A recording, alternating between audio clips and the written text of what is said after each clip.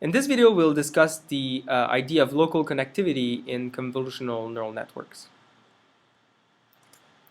So we mentioned that we would, in the previous video, that we would talk about convolutional neural networks as a type of neural network that are specifically adapted for computer vision problems.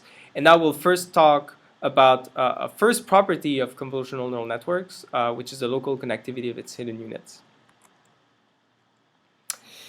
So the idea is very simple. If we have a hidden layer in these convolutional neural networks, then each unit in the hidden layer is actually going to be connected not to all the layer, units in the previous hidden layer, in the previous layer. So for the first hidden layer, this would be the visible layer, the input layer.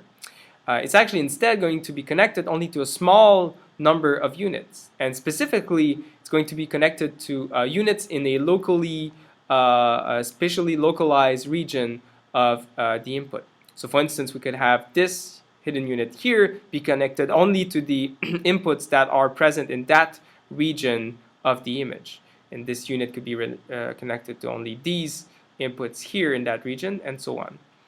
In fact, what we will have is that we have a first unit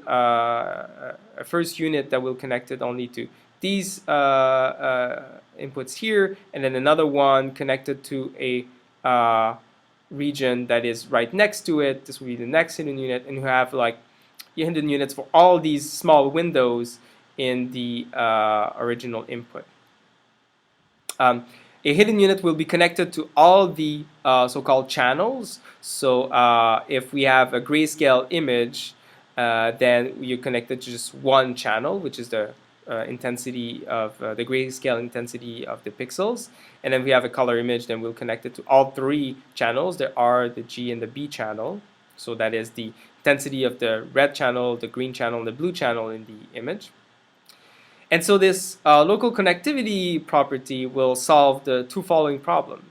The first one is that if we had fully connected hidden layer, we would actually have an unmanageable number of parameters. And if we increase the number of hidden units, we could have only so many hidden units without having memory problems in terms of just storing the parameters of that neural network. The other thing is that computing the linear activations, or I mean the pre-activations of the hidden units, would actually be very expensive if the hidden layer was fully connected.